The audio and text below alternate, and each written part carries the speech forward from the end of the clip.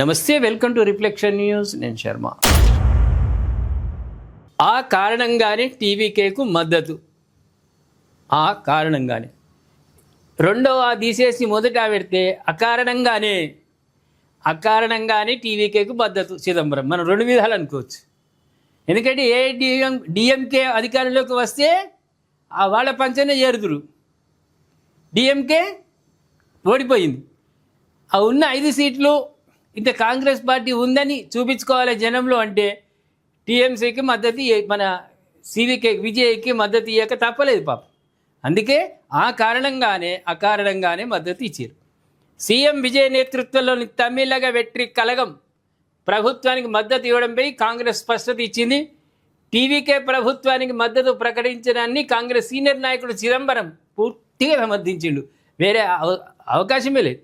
మత సామరస్యం, రాష్ట్ర హక్కుల పరిరక్షణ లేని 2 ప్రాథమిక సిద్ధాంతాలకు కట్టుబడి ఉన్నంత వరకు టీవీకే ప్రభుత్వానికి మద్దతు ఇవ్వడంలో ఎలాంటి తప్పు లేదని ప్రకటించింది.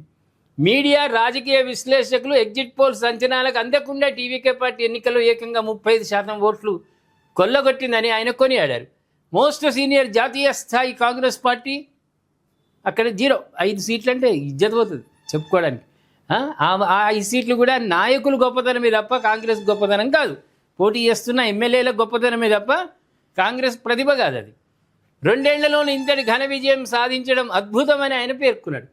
ఒకవేళ ప్రభుత్వం పడిపోతే రాష్ట్రపతి పాలన నెపంతో బీజేపీ దొడ్డిదారి గుండా అధికారంలోకి వచ్చే ప్రమాదం ఉందని, అందుకే ఈ ప్రభుత్వానికి మద్దతు ఇవ్వడం ప్రజాస్వామ్యబద్ధంగా సరైన నిర్ణయం అని ఆయన విశ్లేషించాడు. ఏం విశ్లేషణ ఇది? గెలిచింది ఒక్కడే కదా బీజేపీ నుంచి. ఆ ఒక్క బీజేపీ స్థానం కోసము ఇక్కడ విజయ్ ప్రభుత్వాన్ని కూలుస్తారా? ఏమన్నా అర్థం ఉండాలి. ఏఐడిఎంకే వాళ్ళ సభ్యులు ఎంతమంది ఉన్నారు? వాళ్ళు డిఎంకే కలిసినా మళ్ళీ బయట నుంచి మద్దతు ఇస్తేనే కదా. అనవసరమైన మాటలు ఇవి. ఆ పరిస్థితి ఇప్పుడు నరేంద్ర మోదీ నేతృత్వంలో ఉన్నటువంటి కేంద్ర ప్రభుత్వం అలాంటి దుశ్చర్య చేయదు. మీ హయాంలో బ్రహ్మాండంగా 3 పూలు 6 కాయలు ఎక్కడ పడితే అక్కడ రాష్ట్రపతి పాలన పెట్టిరు, ప్రభుత్వాలను కూల్చిర్రు, నాన్న బీభత్సం చేసుకున్నారు. తర్వాత మీ కిందికే నీళ్లు తెచ్చుకున్నారు కదా. అప్రతిష్ట పాలై మీ కాంగ్రెస్ ప్రభుత్వాలు రాకుండా రాష్ట్రాలలో అయింది. ఏమంటారు? చిదంబరం చేసిన వ్యాఖ్యలు మనం సమర్థిద్దాం. కానీ ఒక్క సీటుతో గెలిచిన బీజేపీ అక్కడ ఏదో మెజార్టీ లేదని అడ్డుగా చూపి, ఒక సాకుగా చూపి అక్కడ రాష్ట్రపతి పాలన పెట్టి దొడ్డిదారిన బీజేపీ అధికారంలోకి రావడానికి ప్రయత్నిస్తుందన్న వార్త మనం దీన్ని ఖండిద్దామా లేకుంటే వాస్తవమే అందామా? దయచేసి కామెంట్ రూపంలో తెలియజేయండి. సబ్స్క్రైబ్ చేసుకోండి, షేర్ చేయండి.